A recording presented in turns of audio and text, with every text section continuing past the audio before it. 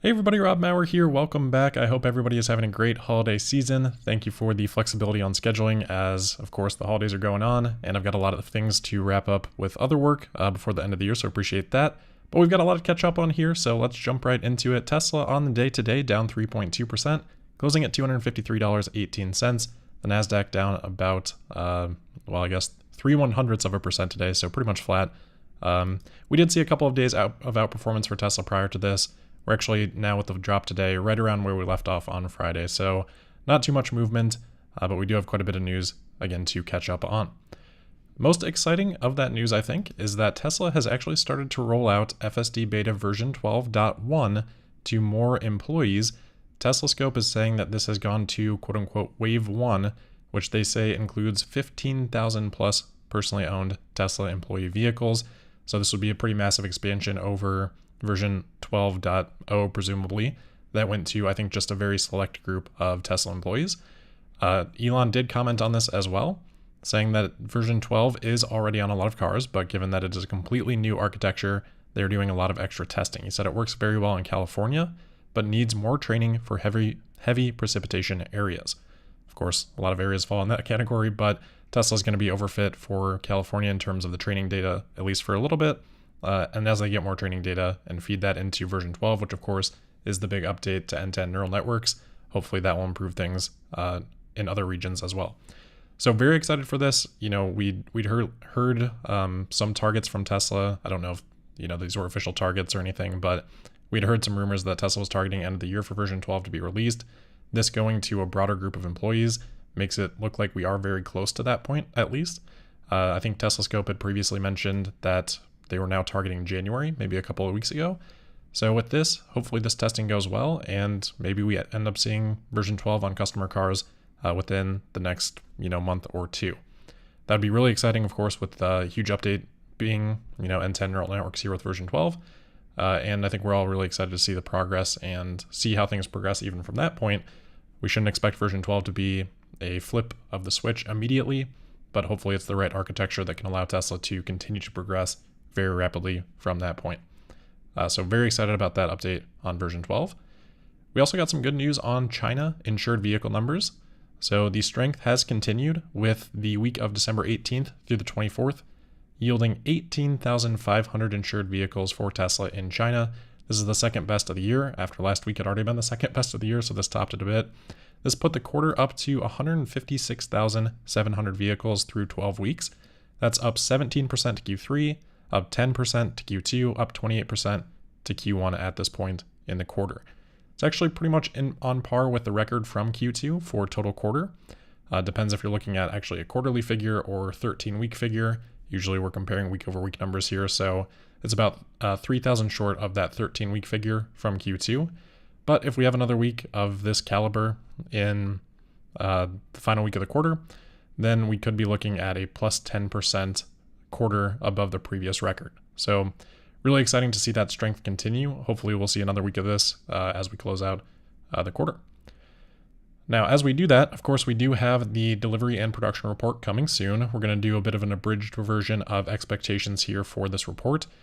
This report should come out on most likely Tuesday morning if Tesla's previous cadence is anything to go by. We'll watch out for that report on Tuesday morning.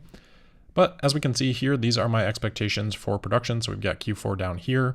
Of course, with China, it's a little bit easier because we already have figures for October and November. So looking at those figures, plus what we might do in December, if we just assume similar production rates as November, we've actually got an extra day there. So December could even be a larger number than what we saw in November. Could put the total quarter up to about 267,000 just out of Giga Shanghai. Then if we look at the other factories, we should have a little bit less downtime. Berlin and Texas both had some downtime in the third quarter. We haven't really heard as many reports of that this quarter, so I'm assuming there's going to be an increase for both of these factories. I have it as more significant in Texas. Berlin, I've got it about 50,000, which is just below 4,000 per week, accounting for maybe some downtime in there. That's about what the production run rate would be. This would match with reports that we had heard previously that Tesla had sort of dropped production down after peaking at a higher rate, of course, which does fit with, of course, data that we had previously seen in prior quarters. So my expectations are still relatively low for Berlin relative to what its ultimate capacity could be, but at this time it seems like Tesla's slow playing it a little bit. They've said, we've heard reports that maybe that relates to shifts and things like that. And then for Texas, there was downtime, presumably for production upgrades in the third quarter. So hopefully we're seeing a higher yield from that factory this quarter. I've got production there at a little bit less than 5,000 per week. Again, maybe some downtime intra-quarter. Would give us about 60,000 from that factory. So between the two, I'm at about 110,000. And then if we hop over to Fremont, again, these are just estimates based on how these all fit together in each quarter. But I'm showing a slight decline as I assume Tesla is not going quite as hard on Model S and X production. Remember, we had those reports from Panasonic that production was being lowered for 18650 cells, which go to the S and the X. And we saw a big drop in production for the S and the X in Q3. So with those couple of changes, I'm expecting another drop in S and X production to around 12,500 this quarter. And then I expect Model 3, Tesla probably just not going quite as hard as they usually would, as presumably we're not too far off from a Highland update in the US as well. So expecting Fremont to drop a little bit. I wouldn't be surprised if it dropped even a little bit more than this. But altogether, that's yielding about 509,000 vehicles produced, which would be by far, of course, a record for production. Would be up 18% quarter over quarter, but of course downtime last quarter, and 16% year over year. That would put production well above 1.8 million for the year. And then if we look at deliveries, this is not my forecast, so I've noted that here just to be clear. But if Tesla tries to get to their original guidance of 1.8 million vehicles per year, or for 2023 rather, they need about 476,000 in Q4. So just put that number in here so you guys can see what that looks like. That'd be up 9% quarter over quarter, 17% year over year. There's plenty of inventory to go around if Tesla's anywhere close to this production number. As we can see, coming into the quarter, Tesla had about 16 days of inventory, a little over 90,000 vehicles in inventory. Most of the preceding quarters have been inventory increasing quarters, so those are in red here. The drawdown quarters would be in green. So inventory did draw down a little bit last quarter, but not quite as much as I had expected at that time, which means there's still plenty of inventory around for this production number to come close, or for this delivery number to come closer to the production number, or even potentially exceed it. I don't think anyone expects that, but it is certainly a possibility. So right now on deliveries, I think the analyst consensus is just a bit above this, right around the lower 480,000 range. So we don't have the company compiled analyst consensus yet. We'll keep an eye out for that, but it's the expectations are for Tesla to just get a little bit above that 1.8 million guidance for the year. So we'll keep an eye out on that. Again, that should happen on Tuesday morning, and we'll try to have our normal reaction to that as well. We did have an update from Piper Sandler talking about this too, so just to kind of quickly show their numbers. For production, they're at 515,000 vehicles. You can see the split between factories there, Shanghai and other. So a little bit lower than me on Shanghai, a little bit higher on other.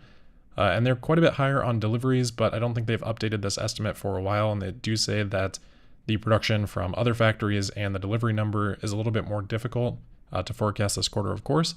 So they're a little bit less confident in the delivery figure here. They view that as being anywhere from a range of, I think, 470,000 at the low to maybe 510,000 at the high. So gives you an idea from Piper Sandler what they're thinking for this quarter. Oh, 515 up there. All right, we do have a few other rumors here to report on. So the first one coming from Bloomberg. They are saying that according to sources, people familiar with the matter, Tesla is preparing to roll out an updated version of the Model Y.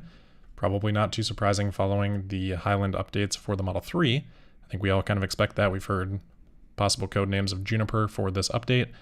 But they say Tesla is currently conducting preparation work and that mass production of an updated Model Y from Shanghai could start as soon as mid-2024. They also talked about how there's going to be a little bit of downtime early in the year in 2024 for Chinese New Year. That should be expected. That happens for Tesla every year. But they say that that would be for a partial upgrade. I don't know if that would relate to Juniper, and there would need to be more downtime after that. They're not going to complete the transition, if there is a transition at that time. But something to be aware of course, as always, when we head into Q1. So we'll keep an eye on that. Tesla did comment apparently in China saying that this information or this report is not true. we've heard comments like that before. It's tough to put a whole lot of weight into them. Again, they could be talking about one specific piece of information in the report, which could largely be true. They could still deny it with that kind of language. So we'll see. I think, again, widely expected that this update for the Model Y, similar to Highland, would probably happen at some point, at least for Shanghai next year. All right, also in the sort of rumor category, we've got an update on India. Seems like we've got a lot of these, but this is the latest one. So the report here is that Tesla is poised to enter its car manufacturing plant in Gujarat, with the official announcement expected during the forthcoming Vibrant Gujarat Summit in January 2024, according to top sources. So we'll keep an eye out for that, of course, next month. This would seem to be a little bit of an inverse of what we'd most recently talked about, where India had seemed to step back a little bit from some of the provisions that would maybe reduce tariffs on EVs that were imported, which would allow Tesla to kind of get their business established before really investing, which would make a lot of sense. So we'll see. There was a more official comment on this from one of the ministers of this state, saying that Tesla officials have visited Gujarat, but have visited, and indications suggest a preference for the state as the location of their first factory in the country. Our team is in ongoing communication with Tesla officials, and we remain hopeful of an announcement in this regard soon. So that's a little bit, less strong language than what this sort of unofficial report would be, just saying that they're hopeful that an announcement is happening at some point, and they think that there's a preference for this state. So we'll see. Again, more news on that hopefully in January when this event does happen. We've also got a rumor on potentially hardware 5. So Elon has mentioned before that, hardware 4 is going to be an improvement over hardware 3. Hardware 5 someday will be an improvement over hardware 4. So there's a report out of, I guess I can't remember where this one is, Gizmo, China, saying that Tesla has confirmed its participation in TSMC's 3 nanometer process chip designs for the upcoming year. So they say this is scheduled for 2024, and that's really all that we have from this report. That to me would be a little bit soon. If you go back and you look at reports on hardware 4, that was also the case with hardware 4. We had reports that Tesla was working with various different providers to build these chips for Tesla, and I think they were originally, I'll probably get it wrong, but my memory is that there were reports that this would happen a year or two sooner than we've actually now seen it implemented. I would imagine that's probably going to end up being the case for any of these reports on hardware 5 too. Obviously, we've just now seen the transition over to hardware 4, and I think we're actually still waiting on it for the US produced Model 3. A lot to keep track of, but without the hardware 4 transition even complete or recently complete, it would be surprising to see this transition happen so fast to the next generation. My guess would that would be probably 2025 at the earliest, maybe 2026. But for it to be on presumably TSMC's latest process, I don't stay quite up to date on that, but if not the latest, one of the most recent, would mean good things for just the capabilities of that chip in general. So not too surprising, but we'll keep an eye on that. All right, we've also got a report from Bloomberg that Uber is looking to quote unquote team up with Elon Musk and Tesla to enter Japan. Team up with Tesla to enter Japan's taxi market. If I can get through this, it's been a bit, I gotta shake off the rust. But they say that Uber would initially roll out 30 Tesla Model Ys, increasing to 100 electric cars in 2024. Sounds like Japan is maybe easing some restrictions on ride-sharing companies, which would allow Uber to get a little bit of a foot in the door, but obviously pretty small in terms of the overall scope or scale of the vehicle fleet that they would be working with Tesla on here. As we've seen, Tesla and Uber have partnered in other ways and throughout various different periods of time. Most recently, we talked about how there is a promotion going on for Uber drivers in the United States to receive an additional discount on Tesla vehicles before the end of the year. So I wouldn't be surprised if this is an accurate report. We've also got a couple updates on Cybertruck. I think I actually need to pull one up here. The order tracker that we've talked about from the Cybertruck Owners Club forums has increased significantly. So more reservation holders have been allowed to order from Tesla. When we left this off, it was in the 200s. Now we're up to 527 orders in this tracker. Of course, that's going to increase as more people become aware of it. We've talked about it here. People have mentioned it on X and things like that. So more awareness of this is going to drive the number up, but it does look like Tesla's continued to invite a pretty significant number of people. which have now placed orders for the Cybertruck as well. So good to see those numbers continue to increase. Another nice thing, we've got a kind of a quick poll from Heatmap, which has asked respondents. They pulled 1,000 people, which they say are across all 50 states in the US. They say the margin of error here is about 3% or so on the survey. So they ask respondents whether Elon Musk made them more or less likely to buy or lease a Tesla. You can see the results in February that 31% said they would be more likely to buy a Tesla. 36% said they would be less likely. And then you can see how those have changed since February to early November. So that dropped to 27%, which said less likely, pretty significant drop, and increased to 35% saying Elon Musk made them more likely.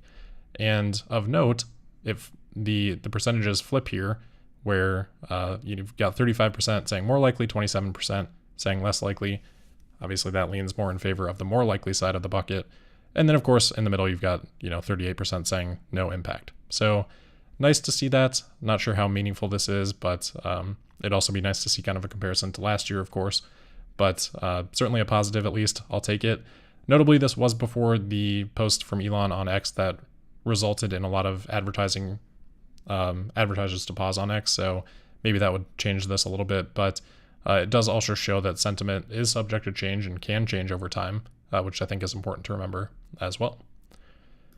Speaking of sentiment, Tesla's been doing more PR efforts, public relations efforts, like we had talked about last week. This one, Tesla has again refuted a Reuters article. I think the post that they had previously also refuted a Reuters article. We had talked about this one. This was basically where Reuters had seemingly gotten access to some service logs and dug through those service logs to try to find the most, interesting things they could find. They also kind of interlaced customer anecdotes with that. So Tesla fights back. It's a lot of stuff that we talked about. They also share a little bit more that we didn't have information about. Like one of the anecdotes that were shared in the Reuters article represented the, customer side of the story. Of course, didn't get Tesla's side of the story. Not that Tesla is necessarily going to comment, but that side of the story was not shared. Anyway, Tesla says that the customer represents this as a failed component, but actually in reality, it was a component that was damaged during a crash. Reuters had said that this was a brand new vehicle. It had very low mileage, but there's still the possibility of getting in a crash, of course, with low mileage. So Tesla just adding a lot of context. It's nice to see them providing this type of information because, again, pieces like that we don't necessarily have. We can speculate that this would likely be the case, but for Tesla to kind of bring some additional facts is always nice to see as well. Elon also did a little bit of this too. There was a report from the Daily Mail that a Tesla robot had attacked an engineer. This was from a couple of years ago. I think it was a situation with just a KUKA robot, a normal robot that Tesla would use for manufacturing. Injuries happen in manufacturing. It's something that Tesla posts about in their impact report about the decline that they're seeing in that year over year, which is always good. But Elon commented on this saying, you can see just kind of the thumbnails here, suggesting that this is a, Tesla Optimus, Tesla bot attack. Some other publications did something similar. Elon says, truly shameful of the media to dredge up an injury from 2 years ago due to a simple industrial KUKA robot arm found in all factories and imply that it is due to Optimus now. So again, pushing back a little bit. This one is quite a bit more ridiculous than, of course, the report from Reuters. I think anyone that has any sense could see that this is not the case, since Optimus is not currently in a state that probably is capable of attacking people. But nevertheless, nice to see some clarification there from Elon. And then another interesting post from Elon on X. Tesla Economics shared a Midjourney, I assume here, probably Midjourney version 6 rendering of, or a render rather, of Tesla vehicle, saying that $25,000 compact Tesla vehicle will put the nail in the coffin of legacy automakers. Elon commented saying, good design. It's pretty interesting. You wouldn't necessarily think this looks like a $25,000 car or something that could be a $25,000 car with sort of the gull wing doors here, but it is actually not too far off of what we had previously seen in the Walter Isaacson biography of this Robotaxi concept, which had more of the probably butterfly style wing doors, as opposed to what we're seeing here. So really not all that different, maybe not outlandish in terms of where we'd seen a concept previously from Tesla. So kind of interesting to see Elon's comments on that. All right, then the last couple of things for today. I had an interesting comment on the last video from Friday. We've talked, of course, a lot about the efforts of unionization. I'm really struggling today with the words, guys. I appreciate the patience. All right, so Sweden. We've talked a lot about the unionization efforts in Sweden. I get tripped up on that one a lot, but the unionization efforts in Sweden, we got an interesting comment here on the last video that Tesla found a little bit of a way around what had been a ruling in a court that did not allow Tesla, or rather continued to allow the post office to not deliver Tesla license plates. I think we got that right. So Tesla's apparently found a way around this, according to this comment. Haven't been able to verify this, but I think it's probably accurate. Apparently, by changing the ownership to the customer right after the order, they can send a replacement plate directly to the owner. The replacement plate will be sent to them, and they bring the plate then when they pick up the car from Tesla. If they don't have the plate yet, Tesla can then do a temporary plate while the customer waits for that plate. So it sounds like Tesla's figured out a workaround for this. If anyone can validate that, that would be amazing. But just thought that was an interesting update that I wanted to pass along. And then Xiaomi has unveiled what they expect to be their first EV, so the SU7. Kind of interesting, obviously a big name in consumer electronics, so this will be their first adventure into electric vehicles. Apparently this is going to come out in the next few months. It's a pretty high performance vehicle. Apparently is going to be able to do 0 to 60 in 2.8 seconds. It's going to have just over 100 kilowatt hour battery pack and 800 kilometers of range on the CLTC test cycle. So that is of course going to be a little bit different than the EPA test cycle. That'd be 500 miles of range on the CLTC test cycle. If we're talking EPA, not sure where that puts it, probably in the 400-ish range, probably more towards the low end, but obviously a pretty significant amount of range on this vehicle. So I don't think they've announced pricing details. Sounds like that'll come in the next few months, but something interesting to keep an eye on there. And then lastly, just a quick look at the calendar. So of course, next Monday we will have New Year's Day, so the markets will be closed, or the NASDAQ will be closed that day. Various economic reports throughout the week next week. But that'll be when and of course, we'll wrap up the year and get the Q4 delivery and production report likely on Tuesday. That will likely be the next episode. Again, I've got a lot of stuff to take care of this week, so I'm going to be off again tomorrow, but we'll certainly keep an eye out for those delivery and production numbers and regroup once we have those. All right, that'll wrap it up for today. Again, thanks for your patience. Appreciate it. As always, thank you for listening. Make sure you're subscribed and signed up for notifications. You can also find me on X at Tesla Podcast. And we'll see you on Tuesday for the January 2nd episode of Tesla Daily. Thank you and happy holidays.